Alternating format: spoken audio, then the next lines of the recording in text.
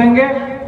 आप परम विद्वान भी हैं, मैं समझता हूं कि गागर में सागर भरने की कला आपसे अधिक कोई नहीं जानता होगा। श्री सद्गुरु महाराज की जय।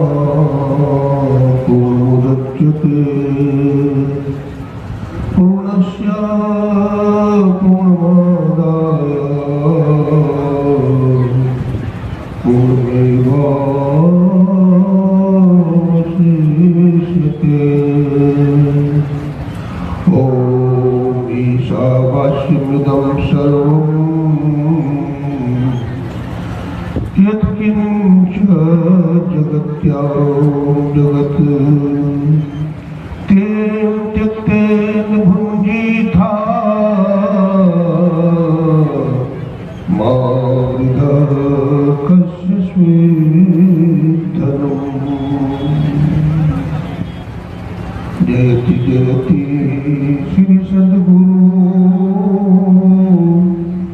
जोड़ी पार दुपद धरो।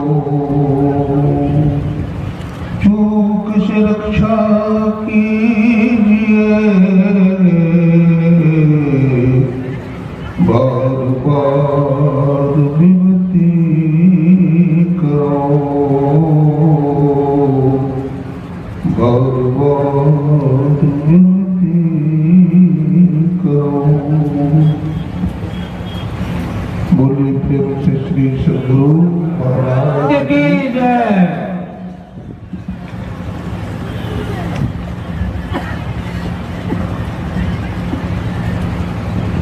आवागमन के चक्कर को मिटाने वाले, त्रैतापों को जलाने वाले तथा जीवात्मा को परमात्मा से मिलाने वाले 20वीं सदी के जाजुल्यमान प्रचंड मातंड संत सद्गुरु महर्षि नहीं परमात्मा जी महाराज के त्रैलोक पावन पाद पद्मों में कोटि कोटि नमन।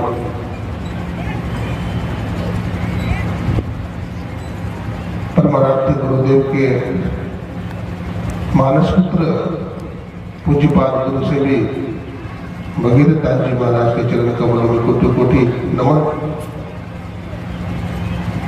पूज्य स्वामी प्रमोद दास जी महाराज के चरण कमलों में कोटि कोटि नमन। तीर्थों को भी पावन करने वाले मंगल में साधु समाज,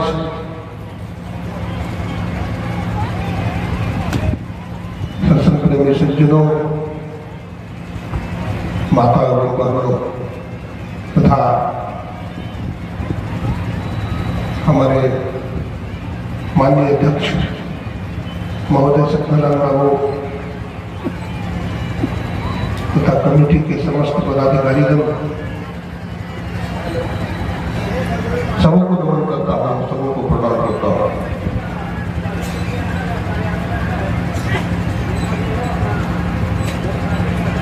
अभी आप लोगों ने रामचरितमानस सार्थक से नर्तन की उपादेयता सुन रहे थे। जीव इस सृष्टि में जब से सृष्टि का शुभारंभ हुआ लगभग 2.25 अरब वर्ष से आवागमन के चक्र में पड़ा हुआ है। कौन सा घेरा में गिरा हुआ है, कौन सा बंधन में जकड़ा हुआ है। तो कहते हैं काल कर्म स्वभाव गुण घेरा। काल कर्म और स्वभाव के घेरे में पड़ा हुआ है जीवात्मा। कैदी के रूप में है जीवात्मा।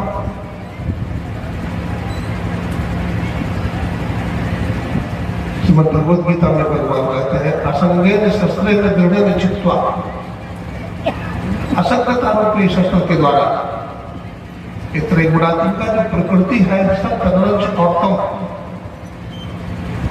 इसको जड़ से उखाड़ दो, क्योंकि इसकी जड़ जो है पाताल तक चली गई है। बुंद समाने समुद्र में यह जाने से कोई, समुद्र समाने बुंद में बूझे बदला कोई।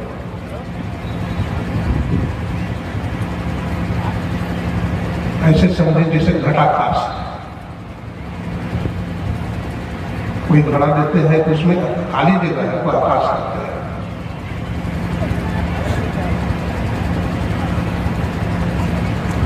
जिस सामने में हम लोग हैं, पंडाल में बैठे हैं, इसको पटाकाश कहते हैं। एक मठाकाश होता है, मठ के अंदर का जो आकाश होता है, एक महाकाश होता है। कई तरह का आकाश होता है, पराकाश होता है। तो जैसे जैसे आवरण भंग होता है वैसे ही आकाश एक रह जाता है, जहां द्वैतवाद, द्वैतवाद, विशिष्टा द्वैतवाद, द्वैतवाद, सारे द्वैत की समाप्ति हो जाती है अद्वैतवाद में। ओम पूर्णमद पूर्णमिदं पूर्णात् पूर्णमुदच्यते। पूर्ण में से पूर्ण को निकाला जाता है तो पूर्ण बच जाता है। ये वेद का सिद्धांत है अद्वैतवाद। जगत गुरु शंकराचार्य महाराज ने कहा ब्रह्म सत्यम जगत मिथ्या जीवो ब्रह्म नाम। ब्रह्म सत्य है, ये संसार मिथ्या है, झूठा है। जीवो ब्रह्म बनाता है, जीव ब्रह्म ही है, लेकिन उपाधिग्रस्त होने के कारण रज्जु सर्प, जिस तरह से अंधेरा में रस्सी पड़े रहने पर सांप का भ्रम हो जाता है। सांप है नहीं लेकिन भ्रम हो जाता है। पूर्व पक्ष कहता है ऐसा भ्रम क्यों हुआ? तो कहते हैं आपने कभी सांप को देखा होगा। अगर आप सांप को नहीं देखते तो आपको ऐसा भ्रम कदापि नहीं होता। चलिए उधर ले जाना है।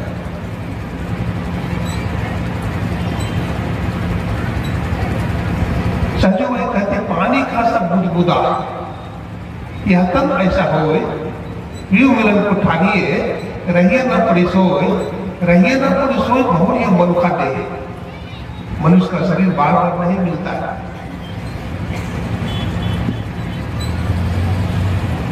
ये आपका अथाह परिश्रम है, अपार भक्ति है, तब आपको मानव का शरीर मिला है। गोस्वामी तुलसीदास महाराज ने कहा साधन धाम मोक्ष कर द्वारा पाई नहीं परलोक समाना। तो मनुष्य का शरीर कैसा है? तो कहते साधनों का धाम है, जिसको पाने के लिए देवी देवता भी लड़ाई थे। मानव के शरीर में ही मोक्ष का द्वार लगा हुआ है। ये मानव शरीर की विशेषता है। ये जो मानव का शरीर हमें मिला हुआ है, हमारे स्वामी परमानंद जी महाराज बतला रहे थे कि हमारा जो मानव का शरीर है, वैसे तो स्वामी विवेकानंद जी महाराज ने कहा कि मानव का शरीर कैसा है, तो कहा ताजमहल है।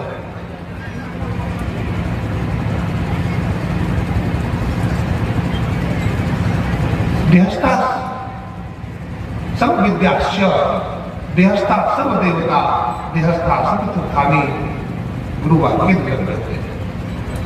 मनुष्य के शरीर देखने में 3.5 हाथ का है, लेकिन इसमें क्या नहीं है। वेदांती कहते हैं, फिलोसफर बोलते हैं जो शरीर है वही संसार है, जो संसार है वही शरीर है। हमारे शरीर में सब कुछ है। आप देखेंगे अगर संसार में तो क्या है? पृथ्वी, जल, अग्नि, वायु, आकाश, ये 5 मटेरियल्स है। हमारे साइंटिस्ट का कहना है मटेरियल समाप्त नहीं होता, पृथ्वी जल में, जल अग्नि में, अग्नि वायु में, वायु आकाश में लीन हो जाता है, मटेरियल का विनाश नहीं होता। आइंस्टीन ने कहा कि मानव का शरीर परमाणुओं का संघ है, परमाणु से मानव का शरीर बना है, जहां पर उन्होंने एनर्जी शक्ति का फार्मूला दिया, E बराबर mc²। एनर्जी, इस संसार में एनर्जी काम कर रही है, एक शक्ति काम कर रही है, जिसे हम गॉड कहते हैं, जिसे हम परमात्मा कहते हैं।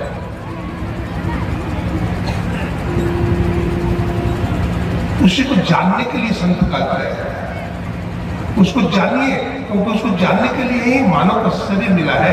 स्वामी रामकृष्ण ने कहा, we are fortunate that we have found the way of solvation.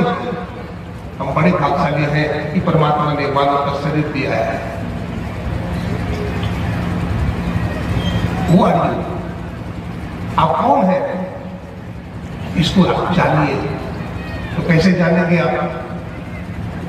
जो जाने हैं ऐसे संत, उनकी शरण में जाएंगे। जब तक उनके शरण में नहीं जाएंगे तब तक नहीं जा सकते। तो जो मानव का शरीर है, आप देखेंगे तो हमारे गुरुदेव ने चक्रों का निरूपण किया है। यहाँ पिंड और ब्रह्मांड का नक्शा बना हुआ है। हमारे शरीर में नेत्र चक्र है, बुधा चक्र है, जिसमें श्री गणेश का वास है। लिंगी चक्र है, जिसमें ब्रह्मा जी का वास है। नाभि चक्र है, जिसमें भगवान विष्णु का वास है। हृदय चक्र है, जिसमें भगवान शिव का वास है। कंठ चक्र है, जिसमें सरस्वती का वास है। और इसके ऊपर एक और चक्र है, छठा चक्र, जिसको आज्ञा चक्र भी कहते हैं, उसमें संत सदगुरु का वास होता है। सीधे चला जाना हुआ, संत तुलसी साहब ने कहा, सीधे चला जाना वहां मुर्शिद ने फतवा दिया। तो वहां आप देखते हैं आज्ञा चक्र लिखा है। आज्ञा चक्र इसका नाम क्यों पड़ा? आज्ञा चक्र इसका नाम इसलिए पड़ा है क्योंकि बिना सदगुरु की आज्ञा के इसमें प्रवेश नहीं है। कोई देवी देवता आपको नहीं ले जा सकता, वहां पर संत सदगुरु ले जा सकते हैं। इसलिए भगवंत से संत की महिमा अधिक है, गुरु की तो महिमा अधिक है गोविंद दत्त। गोविंद दत्त की जो वो जाता है रास्ता तला को, गुरु उपदेश से तो छूटे जब अपन दत्त। तो संत सदगुरु हमें वो रास्ता दिखाते हैं, जिसको हम आज्ञा चक्र बोलते हैं। सहस कमल दल पार में मन बुद्धि हिराना हो, अप्राण पुरुष आगे चले स्वीकृत बखाना हो। तो सहस कमल दल पार में बोलते मन बुद्धि हिरा जाता है। और एक जगह कहते हैं, वाणी में आया है, मन चित बुद्धि अहंकार की है त्रिपुटी लगी दौड़, और कह दरिया रखे परे और अहंकार बैठो। मन चित बुद्धि अहंकार की दौड़ कहां तक है? वो त्रिपुटी मंडल तक। और यहां बोल रहे हैं सहस कमल दल पार में मन बुद्धि हिराना। ठीक संतों का अनुभव है, जिनको जैसा अनुभव हुआ वैसा लिखते हैं। लेकिन कोई वाणी गलत नहीं है, ऐसा नहीं कि संत की वाणी गलत है। जिनको जैसा अनुभव हुआ वैसा लिखती है। जिन पहुंचे थे कह गए, जिनकी एक एक बात समय सराहने एक मत, जिनकी एक एक जाना।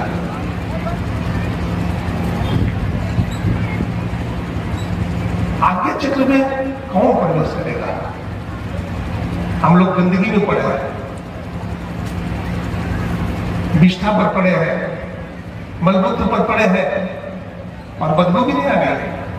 आश्चर्य की जो बात है, सुअर को जैसे विष्ठा खाने में, कुत्ता का हड्डी चिबाने में शर्म आती है, बदबू आती है क्या? हम लोग उसी तरह से पतित हैं, गिरे हुए हैं।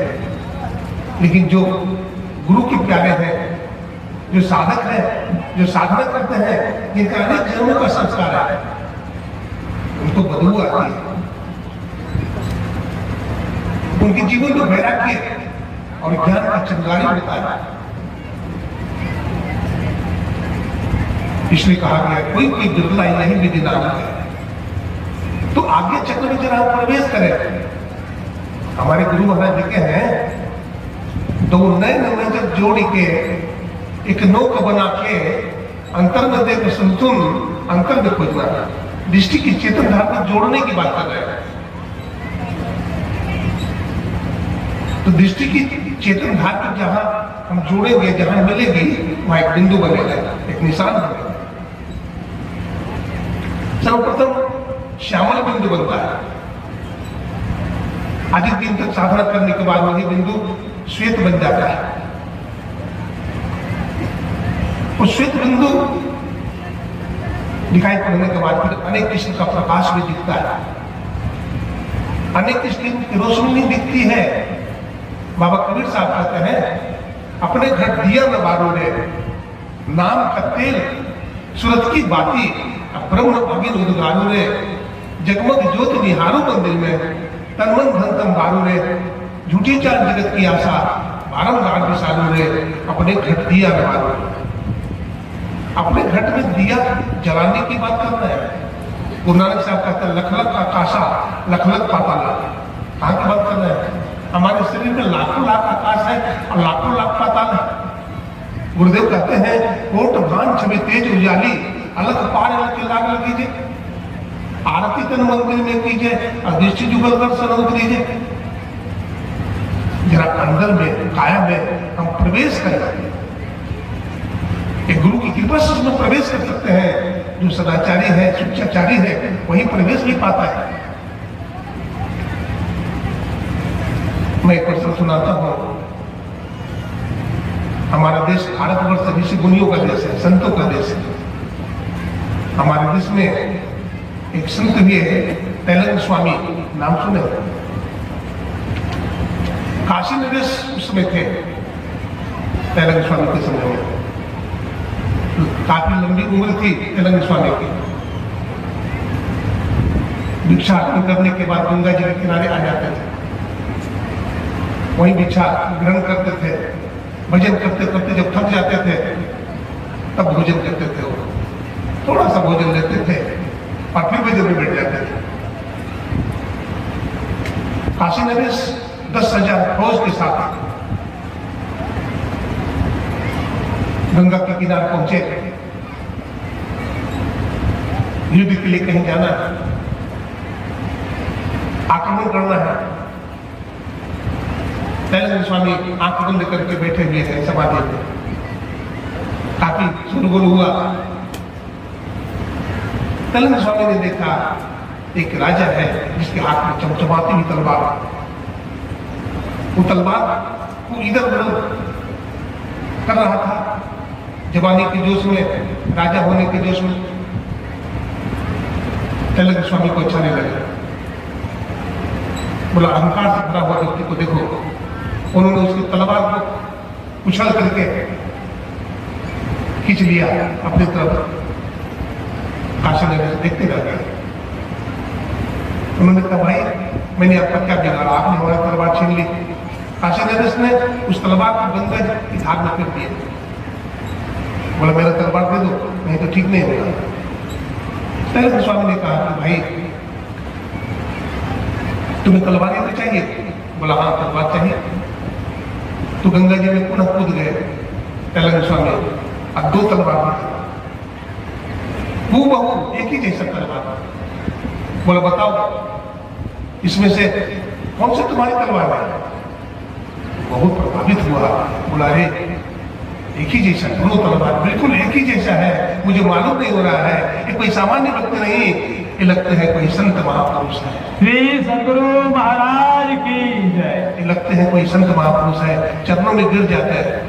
अरे महाराज, मैं अज्ञानी था, मैं अहंकार में था, मैं माया में भूला हुआ आदमी हूँ, मुझे रास्ता दिखाइए। तो तेलंग स्वामी ने पुनः उसको रास्ता दिखाते हैं। तो जब तक संत हमारे संत दर्पण होते हैं, हमारे शरीर में जो भी विकार है या हम चेहरा में देखते हैं, दर्पण के पास जाकर देखते हैं चेहरा का, नहीं तो दिखाई पड़ता है। ठीक उसी तरह से हमारा अवगुण संतों के पास पता चलता है। जब किसी संत महापुरुष के सामने जाते हैं तो अपना अवगुण दिखाई पड़ता है। कहने को बहुत बात है, समय पता नहीं हो गया। मैं अपनी वाणी को पूज्यपाद के चरणों में नमन करता हुआ अपने वाणी को विराम देता हूँ। बोलिए प्रेम से श्री